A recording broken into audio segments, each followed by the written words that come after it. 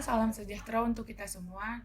Perkenalkan, nama saya Kristefani Ripka Kurnia, mahasiswi Universitas Esa Unggul, Fakultas Hukum, jurusan Ilmu Hukum. Saya di sini akan menjelaskan tentang keterampilan berbicara. Dalam pembelajaran bahasa, salah satu keterampilan yang harus dikuasai siswa adalah keterampilan berbicara. Keterampilan berbicara menempati kedudukan yang paling penting, karena merupakan ciri kemampuan komunikatif siswa.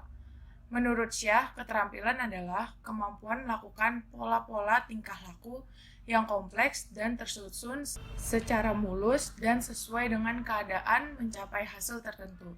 Sedangkan menurut Mulgrave mengemukakan pendapat bahwa berbicara adalah kemampuan mengucapkan bunyi-bunyi bahasa atau kata-kata untuk mengekspresikan pikiran.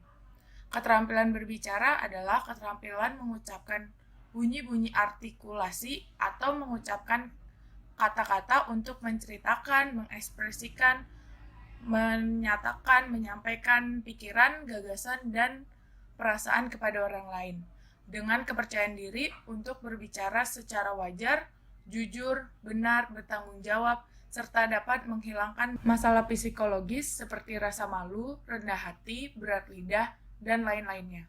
Tujuan dari berbicara sendiri untuk berkomunikasi. Agar dapat menyampaikan pikiran secara efektif, Seyogian, seorang pembicara, memahami makna segala sesuatu yang ingin dikomunikasikan. Tujuan berbicara merupakan hal yang sangat penting untuk ditentukan sebelum seorang pembicara memaparkan gagasannya. Tujuan berbicara merupakan pedoman bagi pembicara untuk membangun, mengemas, dan menyampaikan idenya untuk sebuah pembicaraan tertentu. A. Tujuan informatif. Selanjutnya akan lebih sempurna jika bukan hanya bersifat informatif, melainkan komunikatif, yakni terjadinya timbal balik atas gagasan yang dihasilkan pendengar. Tujuan berbicara jelas merupakan tujuan yang paling dominan dilakukan dalam kehidupan sehari-hari, seperti menerangkan sesuatu.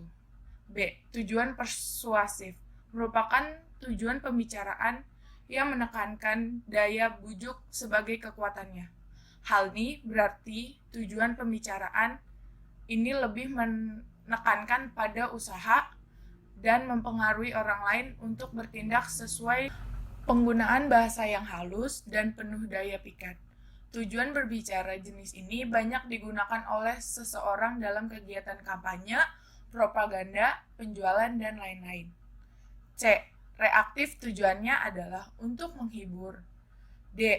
Argumentatif. Tujuannya untuk meyakinkan pendengar atas gagasan yang disampaikan.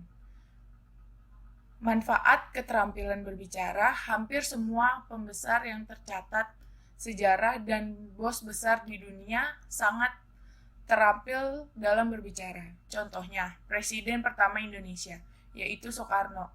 Sebab berbicara adalah salah satu penyampaian gagasan yang menjadi sarana berbagai pengetahuan antar kelompok dan individu yang efektif. Manfaat keterampilan berbicara adalah sebagai berikut.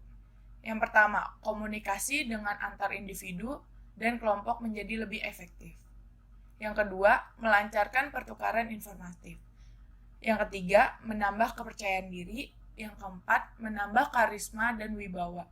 Yang kelima, salah satu faktor mempermudah untuk memperoleh pekerjaan. Yang keenam, menambah level nilai dalam diri. Yang ketujuh, bisa mendapat kepercayaan diri dari masyarakat. Sekian dari saya tentang penjelasan keterampilan berbicara. Terima kasih. Shalom.